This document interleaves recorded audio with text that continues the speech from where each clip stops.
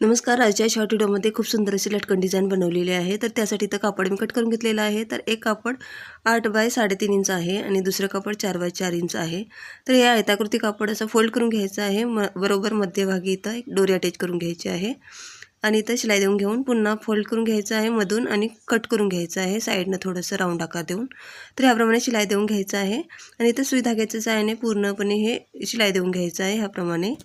मैत्रिणींनो, ह्या चॅनलवरती तुम्ही नवीन असाल तर प्लीज चॅनल सबस्क्राईब करायला विसरू नका. तर ह्याप्रमाणे बघा सुई धाग्याच्या सहाय्याने इथं पूर्णपणे मी शिलाई देऊन घेतलेली आहे हाताने आणि ह्याप्रमाणे ओढून घेऊन इथं एक गाठ देऊन घ्यायची आहे व्यवस्थितपणे घट्ट अशी आणि ह्याप्रमाणे बघा कट करून घ्यायचं आहे.